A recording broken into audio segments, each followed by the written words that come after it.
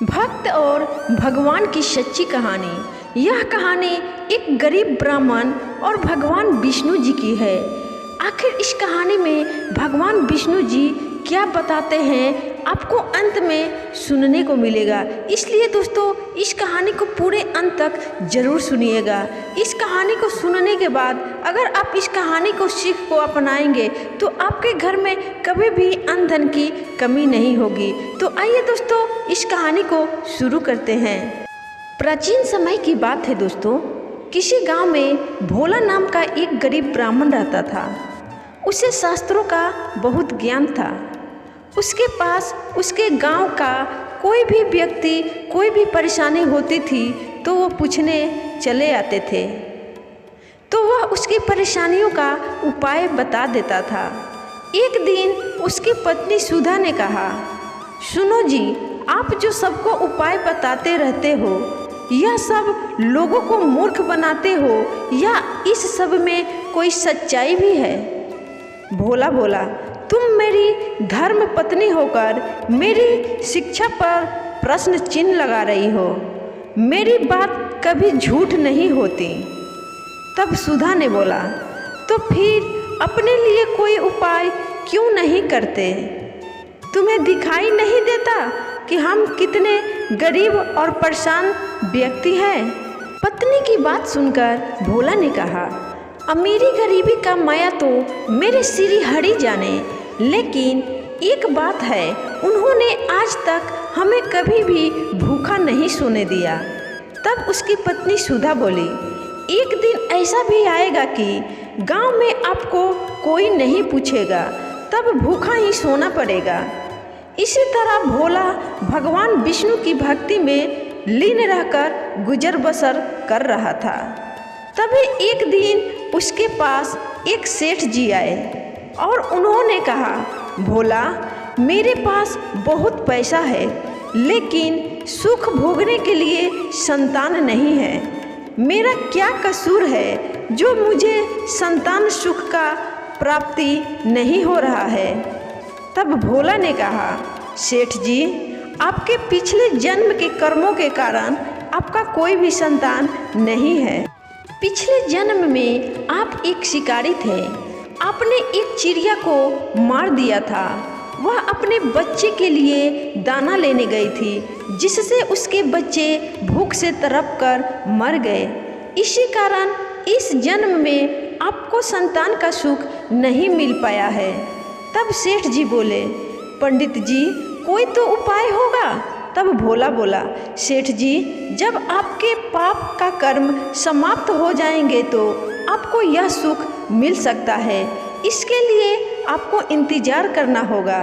तब सेठ जी ने कहा, मैं आपका घर धन से भर दूंगा, किंतु आपको मेरे घर में संतान होने का उपाय बताना होगा, जिससे कि मेरे घर में जल्द ही संतान की प्राप्ति हो।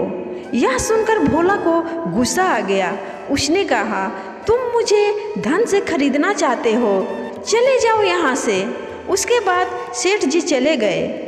सेठ के जाने के बाद सुधा ने कहा, जब वह सेठ धन देने को तैयार था तो आपको क्या हो गया था? उसे उल्टा सीधा कुछ भी उपाय बता देते। तब भोला ने कहा, मैं श्री हरि विष्णु का भक्त हूँ, झूठ बोलकर पाप की कमाई नहीं कर सकता। यदि तुम्हें मेरे साथ रहना है तो रहो, नहीं तो चली जाओ यहाँ से। यह सुनकर सुधा को बहुत गुस्सा आया, लेकिन वह कुछ नहीं बोली और चुपचाप अपने घर में कामों में लग गई। जिस दिन से वे सेठ जी गए, उस दिन से गांव वालों ने भोला के पास आना बंद कर दिया, क्योंकि सेठ जी ने पूरे गांव में जाकर कहा कि वह तो लोगों को मूर्ख बनाकर पैसा ठगता है। ऐसी बातें सुनकर गांव वाले भोला का विरोध करने लगे। कुछ समय के बाद भोला और सुधा की भूखे मरने की नौबत आ गई। तब सुधा ने कहा, मैंने आपको कितना समझाया, लेकिन आप तो अपने विष्णु भगवान के चक्कर में पड़े हैं। अब जब हम जिंदा ही नहीं रहेंगे तो भगवान जी की पूजा कैसे करेंगे? कुछ और दिन बीत गए। अब दोनों से उठा बैठा भी नहीं जा रहा था। वे दोनों अपने घर में लेटे हुए थे। तब सुधा ने कहा, लगता है मरने का समय आ गया है। तब भोला ने बोला, मुझे तो लगता है भगवान से मिलने का समय आ गया है। तू भी आखिरी समय में भगवान श्री हरि का ध्यान कर ले। उसके बाद भोला और सुधा दोनों श्री हरि भगवान विष्णु का ध्यान करने लगे। उसी समय भगवान श्री हरि विष्णु उन्हें दर्शन देने के लिए प्रकट हो जाते हैं। तब भोला बोलता है, भगवान अब तो हमारे अंदर इतनी भी हिम्मत नहीं कि आपके श्री चरणों में प्रणाम कर सके। अब तो आप हमें अपनी शरण में ले लीजिए। तब भगवान विष्णु जी बोले, तुम मेरे ऐसे भक्त हो जो बिना किसी लालच के मेरी भक्ति कर रहे हो। इस कारण तुम्हें इसी संसार में रहकर धर्म की शिक्षा देनी है। तभी भगवान विष्णु की कृपा से भोला और सुधा दोनों पूर्ण रूप से ठीक हो जाते हैं। दोनों को भगवान विष्णु जी आशीर्वाद देते हैं। उसके बाद विष्णु जी बोलते हैं, मेरी कृपा से तुम्हें अन्न धन की कभी भी कमी नहीं होगी। आज से तुम्हारा केवल मेरी भक्ति करना है और लोगों को सच्चे राह पर चलना सिखाना है। और जो लोग सच्चे राह पर चलेंगे उस व्यक्ति पर मेरा हमेशा कृपा बना रहेगा। उसके घर में कभी अन्न धन की कमी नहीं होगी। वो व्यक्ति हमेशा खुश रहेगा। और इस कहानी को आने वाले भविष्य में जितने भी लोग सुनेंगे और पढ़ेंगे और लोगों के पास अच्छे धर्म की शिक्षा वाली इस कहानी को भेजेंगे, वे भी मेरी कृपा के हकदार होंगे। ऐसा कहकर भगवान विष्णु जी अंतर्ध्यान हो गए। तो दोस्तों, ये थी एक गरीब ब्राह्मण और भगवान विष्णु जी की भक्ति की कहानी। आपको कैसी लगी कमेंट करके ज़रूर बताइएगा दोस्तों।